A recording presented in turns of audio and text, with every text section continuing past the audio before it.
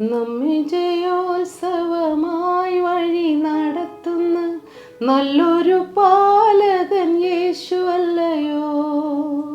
നിന്നിച്ചോരുടെ മുൻപിൽ മാനിച്ചു നടത്തുന്ന നല്ലൊരു ദൈവമീ യേശുവല്ലയോ. ഹല്ലേലൂയ പാടി ജയം ഘോഷിക്കാം, അല്ലെല്ലാം മറന്നാർത്തു പാടാം, എല്ലാ നാമം ചേർന്ന് ആഘോഷിക്കാം, വല്ലഭനെ എന്നും ആരാധിക്കാം. നമ്മെ ജയോത്സവമായി വഴി നടത്തുന്ന നല്ലൊരു പാലകൻ യേശുവല്ലയോ.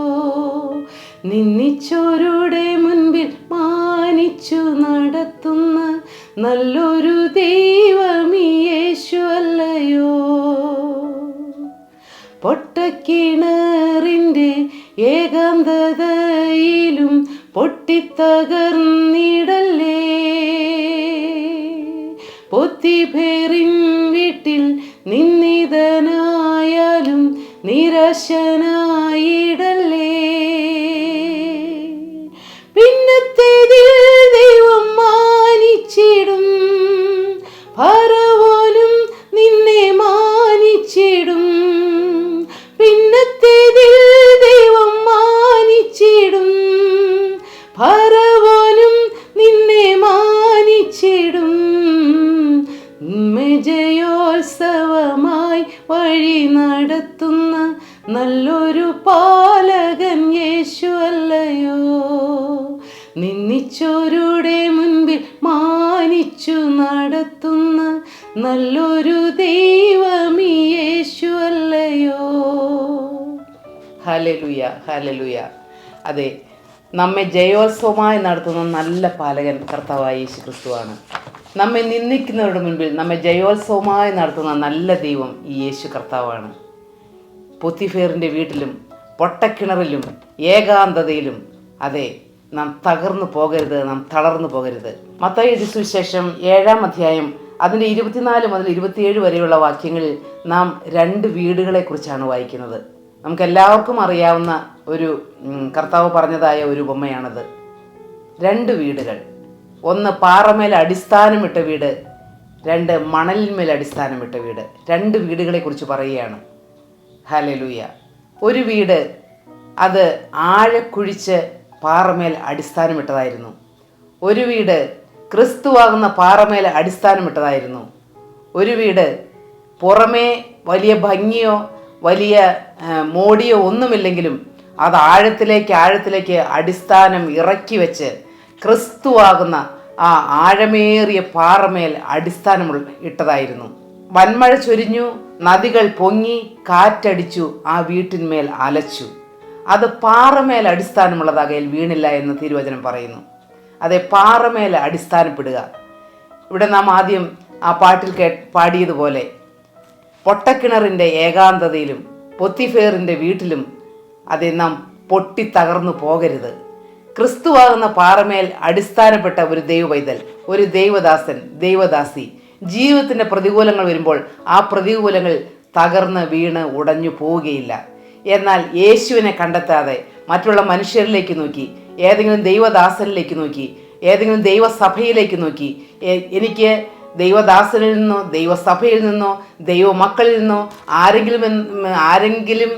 ആരുടെയെങ്കിലും ഒക്കെ അടുക്കൽ നിന്ന് സഹായം വരുമെന്ന് പ്രതീക്ഷിച്ച് മനുഷ്യരിൽ ആശ്രയിക്കുന്ന മണലിന്മേൽ അടിസ്ഥാനമിട്ട വീടുള്ളവൻ ജീവിതത്തിലെ പ്രതികൂലങ്ങൾ ആഞ്ഞടിക്കുമ്പോൾ, പ്രതികൂലത്തിൻ്റെ കാറ്റുകൾ, കൊടുങ്കാറ്റുകൾ ആഞ്ഞു വീശുമ്പോൾ, ആ വീടിന്മേൽ ശക്തിയോടെ അലയ്ക്കുമ്പോൾ, നദികൾ പൊങ്ങുമ്പോൾ, പ്രശ്നങ്ങൾ തെറുത്തുയർന്നു വരുമ്പോൾ അത് മണലിന്മേൽ അടിസ്ഥാനമുള്ളതാകിയാൽ അത് തകർന്ന് വീണ് ഉടഞ്ഞു പോകും.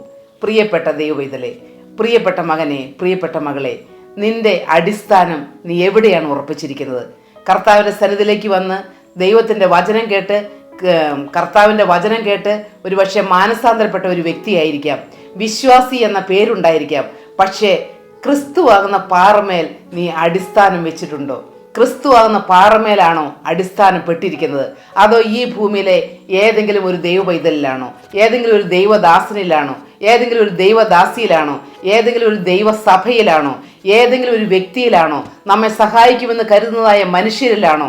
ഏതെങ്കിലും ഉന്നതമായ വിദ്യാഭ്യാസമുള്ള വ്യക്തികളിലാണോ? സ്വന്തം ഭർത്താവിലാണോ? സ്വന്തം ഭാര്യയിലാണോ? വിദ്യാഭ്യാസമുള്ള മക്കളിലാണോ? നല്ല ജോലിയും നല്ല സാമ്പത്തികമായ ഭദ്രതയുമുള്ള കുടുംബത്തിലാണോ?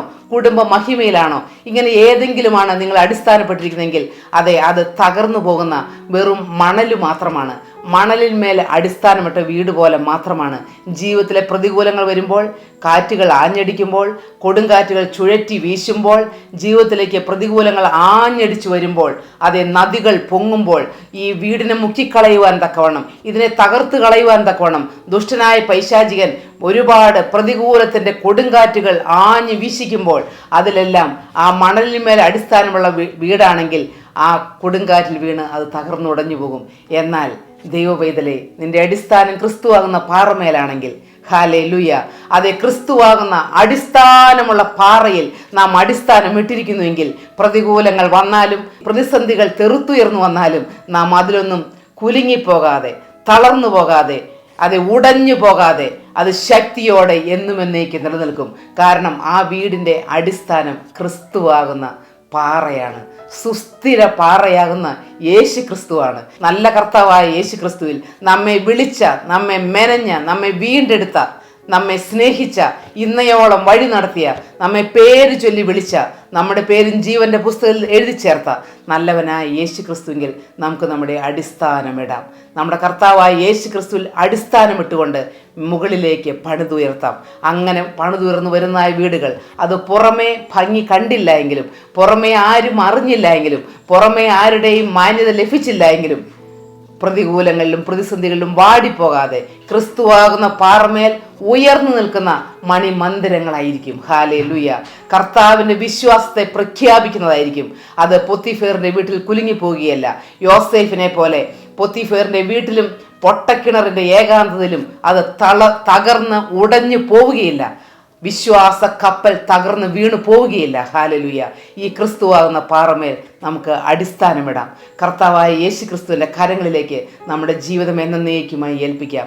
ഈ ഭൂമിയിൽ സഹായിക്കുവാൻ ആരുമില്ലെങ്കിലും, സഹായം വരുമെന്ന് പ്രതീക്ഷിച്ച ഇടങ്ങളെല്ലാം ആ സഹായത്തിൻ്റെ കരം നീട്ടിയില്ല എങ്കിലും, നമ്മുടെ അടിസ്ഥാനം ക്രിസ്തുവാകുന്ന പാറമേലാണെങ്കിൽ നാം ഒരു നാളും കുലുങ്ങിപ്പോകാതെ വണ്ണം നമ്മുടെ കർത്താവ് നമ്മെ മുന്നോട്ട് നയിക്കും, വഴി നടത്തും. നിത്യതയിൽ എത്തിച്ചേരുവോളം അവൻ്റെ പൊന്ന് കരത്താൽ നമ്മെ വഴി നടത്തും. അത് ഈ കർത്താവിൽ നമുക്ക് വിശ്വസിച്ചുറയ്ക്കാം. കർത്താവിൻ്റെ കരങ്ങളിലേക്ക് ജീവിതം ഒരിക്കൽ കൂടി എന്നേക്കുമായി ഏൽപ്പിച്ചു കൊടുക്കാം. ദൈവത്തിരുനാമം മാത്രം മഹത്വപ്പെടുവാനിടയാകട്ടെ.